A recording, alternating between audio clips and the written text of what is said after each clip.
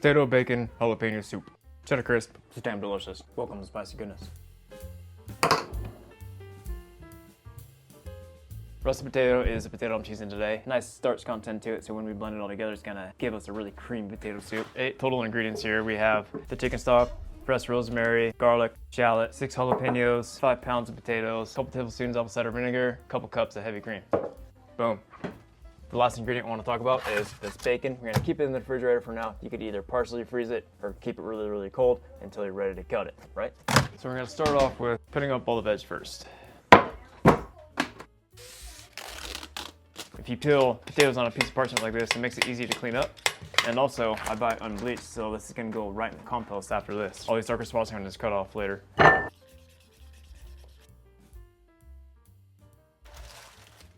All items that I'm gonna toss in the compost later on, gonna go right here.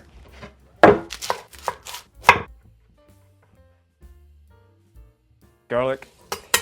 If you don't cut all the way through, you could grab the piece of paper and then just give yourself a starting point on peeling the garlic.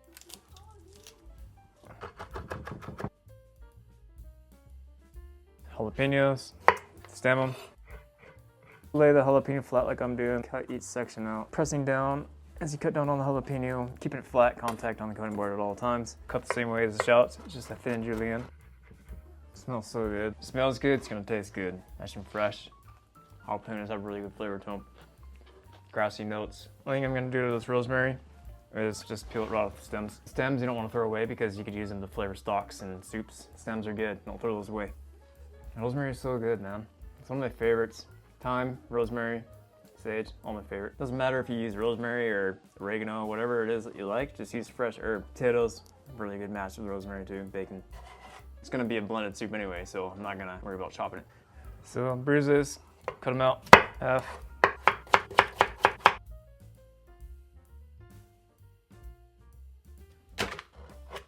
Bacon, I want to go for a really thin julienne on this also. I'm gonna render the bacon down, crisp it up, use some to blend the soup, and then use some as garnish. Bâton is what that's called, little matchsticks basically. I got this beautiful spread of ingredients right here, mise en place, ready to rip. So get the stock pot warmed up over medium-low heat, let's get it. So what I like to do is put all the ingredients on a sheet pan like this that I'm gonna be cooking with.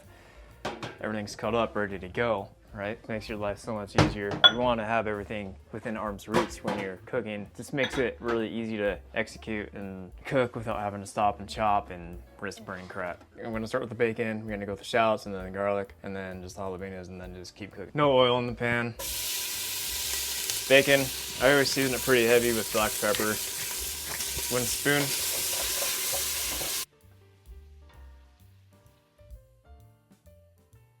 This isn't a difficult soup to make whatsoever. It's more of just a lot of chopping, and that's really about the hardest part of making the soup. Everything else is just smooth sailing from here. So that's why I emphasize just having everything cut up, everything's within arm's reach, and you'll be able to just kind of nail your soup down just step by step, and everything's ready to go when you're cooking in the kitchen. You know, everything is just quick, seamless, just easily executable. Knobs on your stove, it's like throttle, right? I call it throttle control. Because if you need more heat, you just crank up the flame, you know what I mean? If you need to reduce the heat, then you just reduce the flame. I mean, you don't just pin it on ice, do you? Good food isn't using really just exotic, hard to get ingredients. It's really just getting good ingredients and executing the cooking techniques properly. That's it. And then having some patience. So we're gonna definitely utilize all of that fat that's getting rendered out of this bacon. That is very, very usable stuff. Cooking with tallow, cooking with lard, it's probably way better than cooking with canola oil.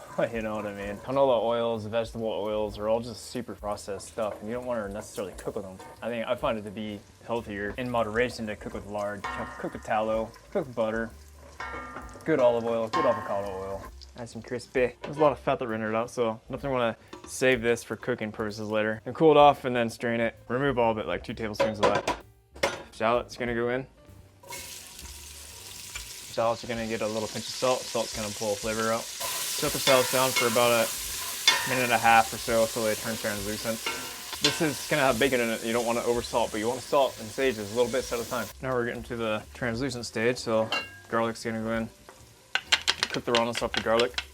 Garlic's gonna get a little pinch of salt. Again, salt, gonna pull out the flavor.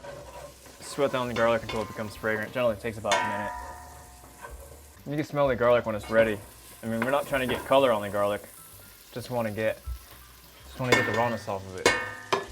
Now, jalapenos. Let's put these down for another minute or so.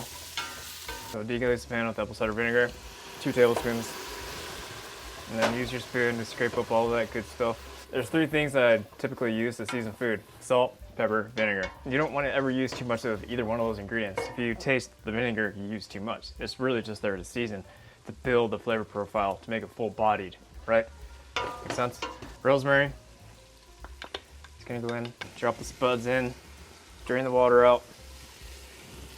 You want to cover the ingredients with the stock. And then I'm gonna adjust consistency with heavy cream. Do a little bit more salt, pepper. Let these potatoes cook off until they become nice and fork tender, because we're gonna blend it with an immersion blender. I'm gonna bring this up to a boil, reduce the heat to a simmer, and let it simmer for about 10-15 minutes till those potatoes cook nice and soft. While that's doing this thing, I'm gonna show you how to make those cheddar crisp. Making this cheddar crisp is really freaking easy. So I have a sheet pan, parchment, put the cheddar down. Nice thin layer of it. You don't want it to get too thick, because then it'll just kind of get rubbery instead of crisping. Just like that. That's gonna make a beautiful little crisp. And you want to spread them out a couple inches apart, because they're gonna want to spread a little bit when they melt. Probably do like 8 of these. Preheated oven, they're gonna go in 425 Fahrenheit. Probably gonna be about 5 minutes. They go from melty to burn really quick, so you gotta keep an eye on them. Potato, bacon, jalapeno soup with cheddar crisp on it. Yeah, dude. Hit them with a little bit of black pep.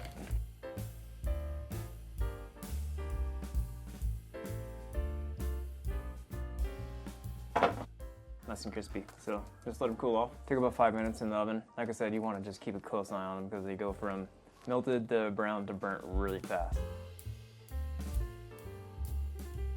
Potatoes are nice and soft, cooked through. Next thing we gotta do is blend it up. Immersion blender is probably the safest way to do this.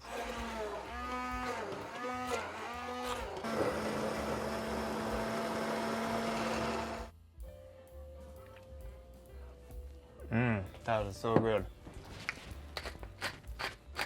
Pepper. Definitely needs a little bit more seasoning. Salt, pepper. Has a nice flavor. I absolutely love that consistency. It's nice and thick. It's pourable. It's kind of what you want. You want to have it just thin enough so that it'll have a nice little pour, just like that. Perfect. Top the soup off with a little bit of that bacon, some of these jalapenos, and that cheddar crisp. Boom. Beautiful. Pleasant amount of spice to it from those jalapenos. No smoky saltiness coming from the bacon.